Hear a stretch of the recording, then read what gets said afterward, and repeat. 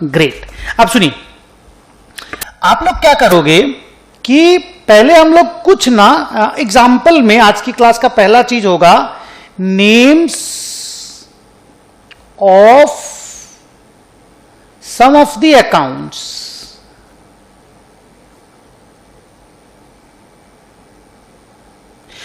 Which are debited और credited in the books of accounts. हम लोग जो अकाउंटिंग करते हैं उसके लिए बुक्स बनती है, वो बुक्स में ही सब कुछ लिखना पड़ता है अपने हाथ से, तो वो जो बुक्स होती है उसको बुक्स ऑफ अकाउंट्स बोलते हैं। तो बुक्स ऑफ अकाउंट्स में जो अकाउंट डेबिट क्रेडिट होता है ना, उनके हम लोग कुछ नाम डिस्कस करेंगे। नाम डिस्कस करने के पहले मैं आपको एक बात बोलना चाहता हूं कि अकाउंट जो होते हैं ना बेटा, वो या तो असेट्स के होते हैं, आप भी लिख लेना, या फिर लायबिलिटीज के होते हैं। असेट्स मतलब हमारी प्रॉपर्टी जिससे हमें इकोनॉमिक बेनिफिट मिलेगा, लायबिलिटीज माने हमारी देनदारी जिसको हमको पेमेंट करना पड़ेगा। कैपिटल के होते हैं, कैपिटल का ही बड़ा नाम इक्विटी होता है। अकाउंट्स इनकम्स के होते हैं जिसको रेवेन्यू भी बोला जाता है। और अकाउंट्स एक्सपेंडिचर्स के या एक्सपेंसेस के होते हैं। अब ये आप लोगों को मैंने लिखने क्यों बोला कि ये जरूरी पड़ेगा मेरे को आज प्रॉपर, मतलब आप ये समझ लो कि आज पहली ढंग की अकाउंटिंग की क्लास है। ओके, आज से आप अकाउंटिंग सीखना स्टार्ट करोगे, ये समझ लेना। तो सर पहला 2 क्लास क्या बेकार था? नहीं, आज की क्लास को समझ पाने के लिए वो 2 क्लास आपकी तैयारी का क्लास था। ओके, नाउ एक चीज आप मेरे साथ, ये लिख लिया आप लोगों ने? गुड। एक चीज आप मेरे साथ में लिखोगे कि ये जो दोनों नाम है ना, ये P&L में जाते हैं। P&L अकाउंट जो आपका एक फाइनल अकाउंट है ना, P&L अकाउंट, फाइनेंशियल स्टेटमेंट्स में मैंने नाम बताया था ना, ये P&L में जाते हैं। ये जो तीनों नाम है ना बच्चों, ये बैलेंस शीट में जाते हैं। और आपका जो सिलेबस है ना, वो PL और बैलेंस शीट तक का ही कहानी है, up to P&L and balance sheet. तो मैं पहले आप लोगों के साथ यह डिस्कस करूंगा कि चलो मुझे 5 या मैं तुम्हें 5 या 10 असेट के नाम बताता हूं, मैं तुम्हें 5 लायबिलिटीज के नाम बताता हूं। कैपिटल का तो एक ही नाम होता है, तो मैं तुम्हें 10 नहीं बताऊंगा, एक ही एक कैपिटल नहीं बताऊंगा। चलो मैं तुम्हें 7-8 एक्सपेंसेस के नाम बताता हूं, 8-10 इनकम्स के नाम बताता हूं।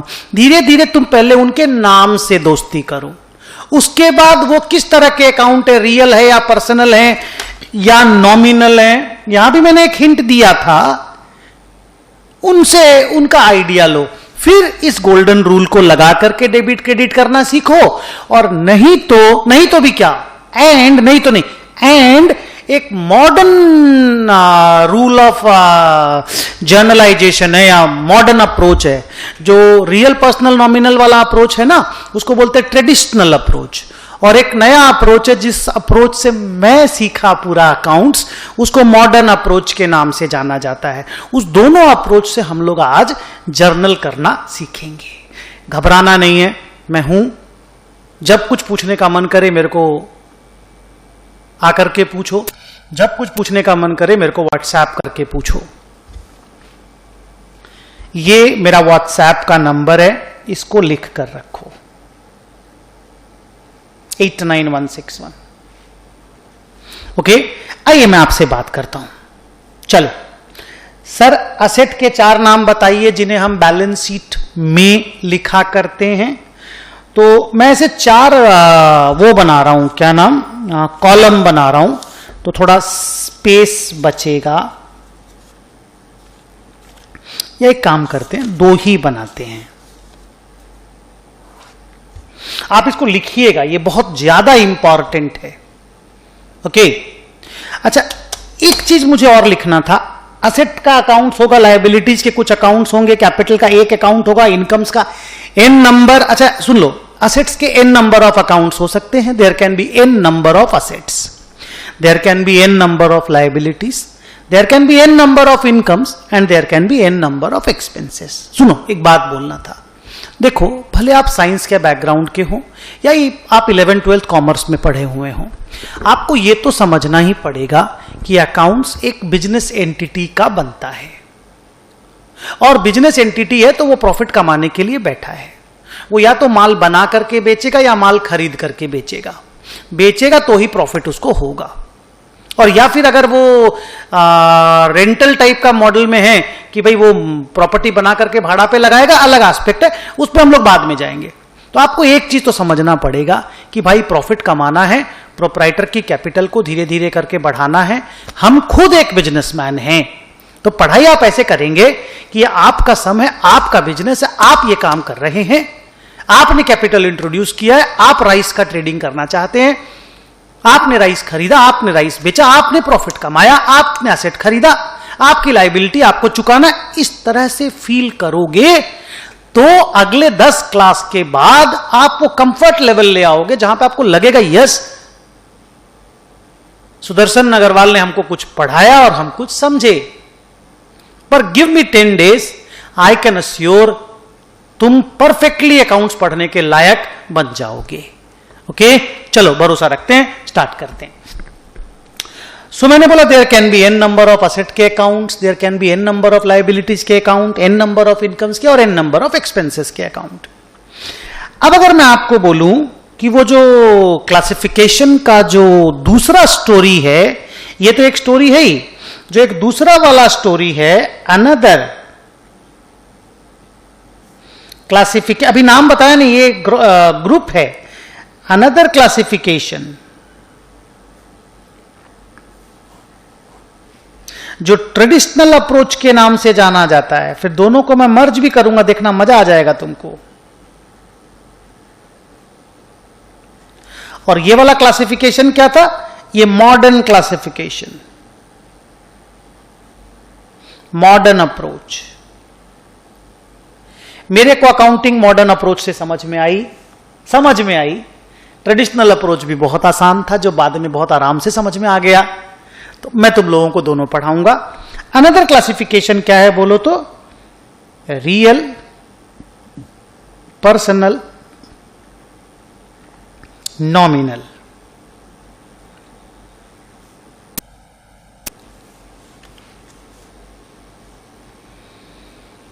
रियल, पर्सनल, नॉमिनल में क्या आएगा? अगर मैं पर्सनल का बात बोलूं तो किसी पर्सन से रिलेटेड, नॉमिनल एक्सपेंस और इनकम से रिलेटेड, रियल असेट से related other than personal.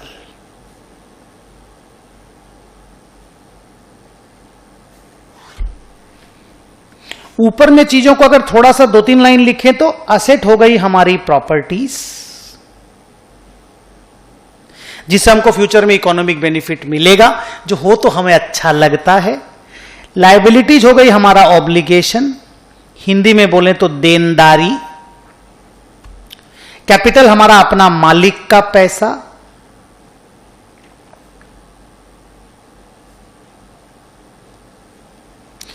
Income हो गया, क्या बोले बताओ तो इनकम को? रेवेन्यू। हिंदी में बोले तो कमाई। एक्सपेंस बोले तो खर्चा।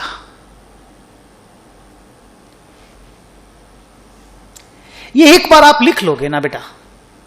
मैं भी तो बोला हायर सेकेंडरी साइंस से था, तुम भी हायर सेकेंडरी अगर साइंस से हो तो ये चीज तुमको इतना जबरदस्त मदद करेगा, तुमको लगेगा यस यार सही आदमी के पास है, सही आदमी समझा रहा है मेरे को। खुद भी इसी जगह से गुजरा है ना, तो वो जानता है समझाना किसको बोलते हैं। ठीक है ना? इसको एक बार जाकर के घर में 1 बार 2 बार 3 बार देखते रहना। ठीक है? तो असेट हमारी प्रॉपर्टी है, जो हमारे पास हो तो हमें अच्छा लगता है। लायबिलिटीज हमारी देनदारी है, बहुत ज्यादा देनदारी हो हमें अच्छा नहीं लगता। मालिक का पैसा बिजनेस में जितना ज्यादा लगाओ उतना सेफ है। इनकम कमाई है, जो आती है तो हमें अच्छा लगता है। खर्चा वो एक्सपेंस है जो जाता है तो मुझे बुरा लगता है। रियल अकाउंट असेट के अकाउंट है other than personal. Personal account इंसान से या किसी कंपनी से, पर्सन से रिलेटेड है। और नॉमिनल अकाउंट इनकम और एक्सपेंस के अकाउंट हैं। तो दो चीज क्यों पढ़ा रहे हैं? ये मॉडर्न सिस्टम का पढ़ाई है, ये ऊपर वाला, और ये ट्रेडिशनल अप्रोच की पढ़ाई है। नाउ मैं आपके सामने ना कुछ असेट्स के नाम रखता हूं। जैसे एक असेट है कैश, एक असेट है बैंक। 3 नंबर पॉइंट करके लिखोगे। एक असेट है लैंड एंड बिल्डिंग, खाली बिल्डिंग लिख रहा हूं। एक असेट है plant and machinery. They all are our business assets, okay, क्योंकि हम लोग बिजनेस का पीएल बैलेंस शीट बना रहे हैं, पर्सन का नहीं बना रहे हैं। हम लोगों की क्लास के लिए वो जो प्रोपराइटर है वो एक सेपरेट लीगल एंटिटी नहीं, सेपरेट एंटिटी है, और बिजनेस एक सेपरेट एंटिटी है। और इसी के लिए मैंने बोला था, इसीलिए बिजनेस की बैलेंस शीट में प्रोपराइटर का नाम बैलेंस शीट की लायबिलिटी साइड में आता है, भले हम उसको इक्विटी बोलते हैं पर वो लायबिलिटी साइड में आता है। तो बिल्डिंग हो गया, प्लांट एंड मशीनरी हो गया, एक हो गया डेटर, जिसको हम लोगों ने उधार में माल बेचा है, और डेटर का नाम है मान लो राजेश।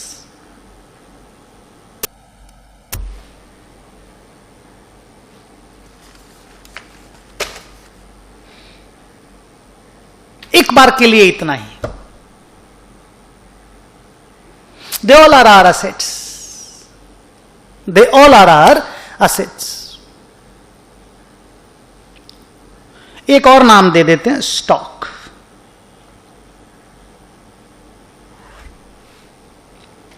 अब हम लोग क्या कर रहे हैं देखो, हाँ ये सब असेट क्यों है? कैश हमारे पॉकेट में अच्छा लगेगा, बैंक में बैलेंस अच्छा लगेगा, मेरे पास 3-4 बिल्डिंग अच्छा लगेगा, मेरे पास 2-3 मशीनरी अच्छा लगेगा, मेरे को राजेश से 1 लाख रुपया पाना है अच्छा लगेगा, मेरे पास 2 लाख का स्टॉक है अच्छा लगेगा।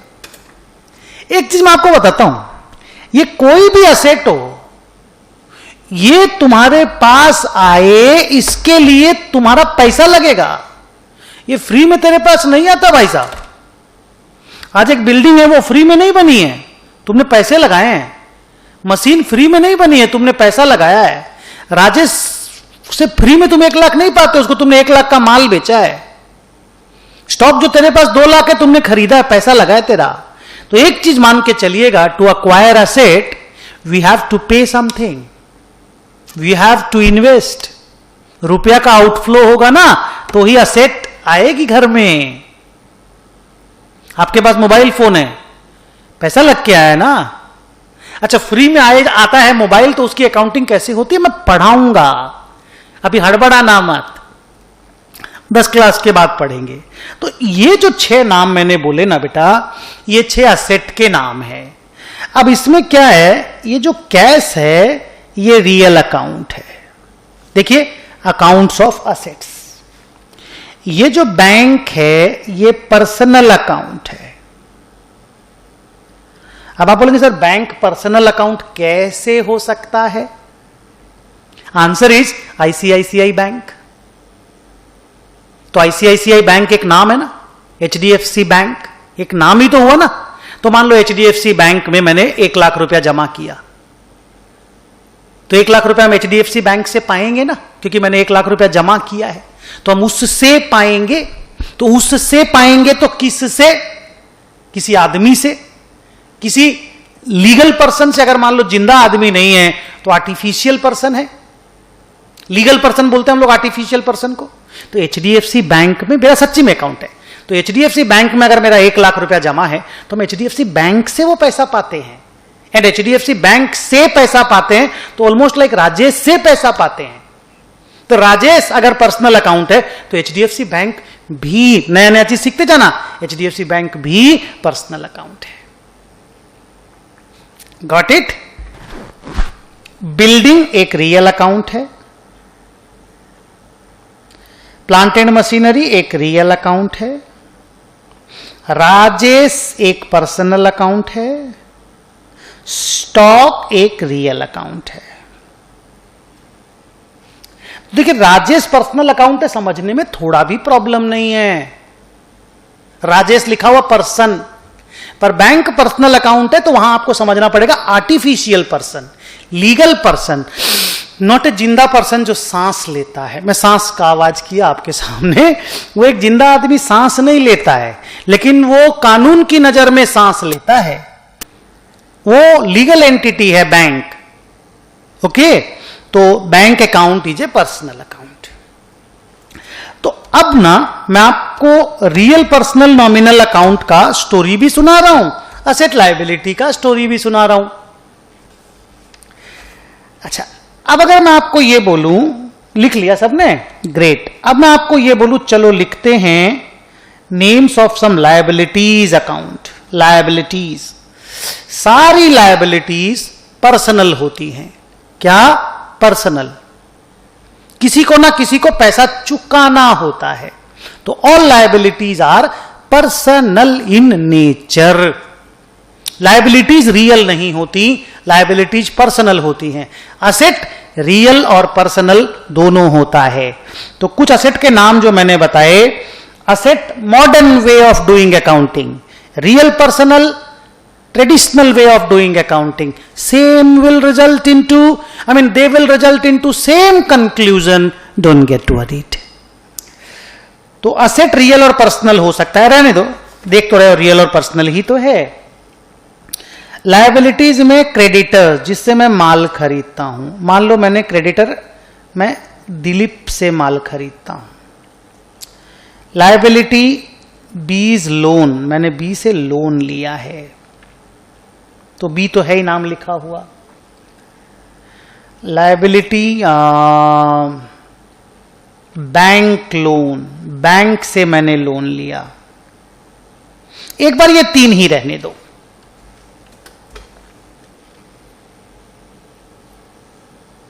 धीरे धीरे एरिया बढ़ेगा, शुरुआत है तो तीन ही रखता हूं। क्रेडिटर दिलीप पर्सनल अकाउंट, बीज लोन पर्सनल अकाउंट, लिखते जाना। बैंक लोन भी पर्सनल अकाउंट। कौन सी बैंक से लोन लिए? सर यस बैंक से लिए। नो नहीं किया, वो नहीं, यस किया।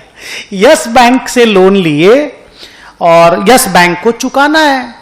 तो किसको चुकाना है? यस बैंक को, जैसे बोलते राजेश को चुकाना है। So we can talk in this manner. So ये सारे पर्सनल अकाउंट होते हैं।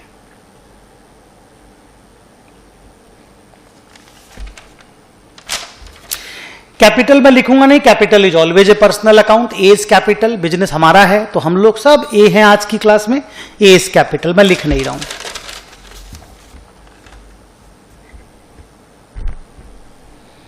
अब आइए कुछ इनकम और कुछ एक्सपेंसेस के अकाउंट।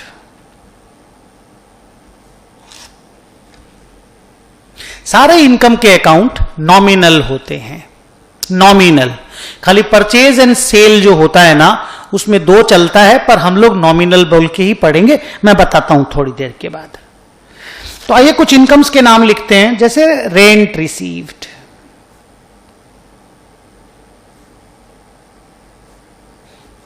डिस्काउंट रिसीव्ड,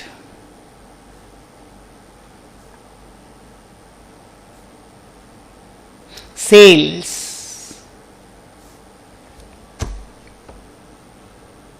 एक बार तीन ही रहने देते हैं।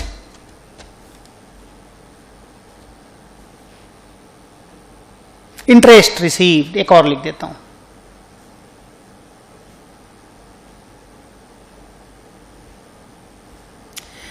ये सारा इनकम है, ये कमाई है, ये आती है तो अच्छा लगता है। हम लोगों ने किसी को प्रॉपर्टी भाड़े पे दे दिया, वो रेंट दिया हमको, मेरा इनकम हुआ। इनकम हुआ, कोई लाइबिलिटी नहीं, मुझे चुकाना नहीं है। जिसने मुझे रेंट दिया है 20,000 रुपया महीना वाला, 20,000 पर मंथ, सब कोई समझने का कोशिश करना। समझोगे तभी कॉन्सेप्ट क्लैरिटी आएगी, तभी एग्जाम दे पाओगे ठीक से। ओके, तो रेंट मिला, हमको किसी को चुकाना नहीं है। लेकिन अगर हमको लोन मिलता है तो हमको चुकाना है, इसलिए लोन लायबिलिटी है, रेंट इनकम है। एक बार फिर से सोचो, 20,000 रुपया किसी से मिला रेंट और 20,000 किसी से मिला लोन, मिला दोनों से ही, 20,000 दोनों ही केस में आया। जिससे लोन मिला उसको चुकाना है, लायबिलिटी, ऑब्लिगेशन। जिससे रेंट मिला चुकाना नहीं है, इनकम। तो कुछ मिले और चुकाना नहीं है तो इनकम, कुछ मिले और चुकाना है तो लायबिलिटी। आया समझ में? लिखूंगा ये सारी बातें, चलो अभी से लिख देता हूं। हिंदी में, हाँ, कुछ मिले और चुकाना है, लायबिलिटी। देना एक बार 20,000 रुपया दे, परसों दे देंगे, लायबिलिटी। तुमने किसी को ट्यूशन पढ़ाया, उसने तुमको पैसा दिया, वापस नहीं चुकाना, इनकम। कुछ मिले और चुकाना नहीं है, इनकम। तो लायबिलिटी और इनकम को अगर फर्क करो ना, तो ये एक बढ़िया सा फंडा धीरे धीरे करके डेवलप करेंगे। अब ये चारों क्योंकि इनकम के अकाउंट है, हम लोग इन्हें बोलेंगे they are all nominal accounts.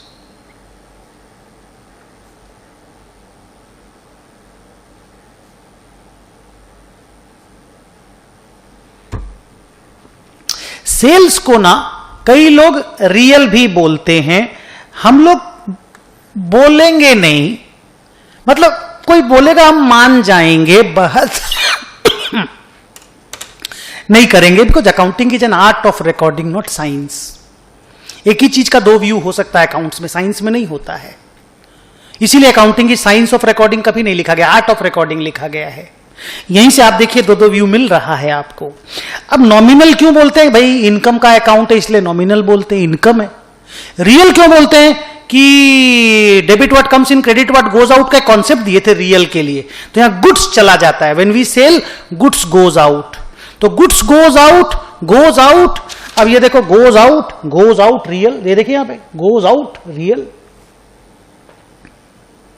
तो सर आप भी रियल बोलिए, नहीं मैं रियल के साथ नहीं हूं। अगर कोई चीज के दो व्यू होते हैं तो आपको तो किसी के साथ होना पड़ता है ना, मैं रियल के साथ नहीं हूं। बट सर गुड्स तो गोज आउट हो रहा है ना, हाँ, पर सेल तो इनकम है ना, माल बिकता है तो अच्छा लगता है ना, लौटाना थोड़ी है उसको पैसा, तो मेरे लिए वो इनकम है। और इनकम अगर है तो मैं नॉमिनल अकाउंट बोलूंगा। देखो इधर इनकम्स, कुछ मिला और लौटाना नहीं है तो हो गया ना इनकम, तो मैं उसको नॉमिनल अकाउंट बोलूंगा। तो सेल ना नॉमिनल और रियल दोनों होता है, आप दोनों लिखना, लेकिन ऐसे करके यहां पे एक तो छोटा सा क्रॉस कर देना कि हम लोग क्लास में रियल नहीं लिखेंगे। हाँ, कोई बुक में रियल लिखा हुआ है तो उसको मारेंगे भी नहीं, वो भी ठीक है, अलग व्यू है। मैं नॉमिनल के साथ हूं।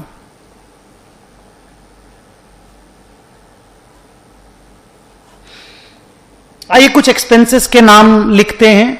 Salary paid, salaries, rent paid है सब, प्रिंटिंग, परचेजेस, डिस्काउंट अलाउड, लिखते जाना बच्चों। हाँ,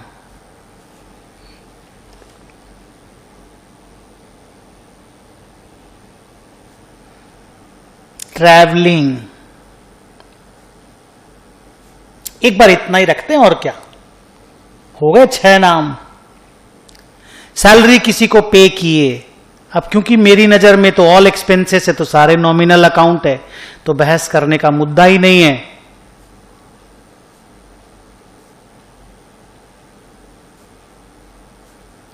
परचेज को कुछ लोग नॉमिनल कुछ लोग रियल बोलते हैं जर्नल एंट्री में, लेकिन उससे कोई फर्क नहीं पड़ता। और रियल बोलने वाले रियल क्यों बोलते हैं कि भाई हमने परचेज किया तो गुड्स परचेज किया होगा, गुड्स परचेज किया तो goods comes in, if good comes in, if goods are coming in, तो रियल होना चाहिए। और मैं मानता हूं परचेज एक्सपेंस है, क्योंकि परचेज और सेल मैच होता है तभी तो प्रॉफिट आती है। तो मेरी नजर में परचेज नॉमिनल है, मैं परचेज को नॉमिनल मान कर ही पढ़ाऊंगा। पर कोई रियल बोलेगा तो मैं उसको गाली नहीं दूंगा। डिस्काउंट अलाउड नॉमिनल है, ट्रैवलिंग भी नॉमिनल है। तो एक नया चीज सीखे बोलो तो क्या, कि परचेज लिखना है and sales are nominal as well as real account. ये कुछ ऐसी बड़ी बड़ी बातें हैं जिनको आप साइड साइड में लिख के रखना। इंपॉर्टेंट पॉइंट जैसे लिखते हो ना, हाईलाइट पॉइंट होता है, किसी दिन का आज अच्छी चीज सीखने मिली, तो उस तरह से इनको हम लोग लिख लिख के रखेंगे। वैसे तो सभी कुछ लिखेंगे जो भी मैं बोलता हूं, पर ये बढ़िया स्टोरी है।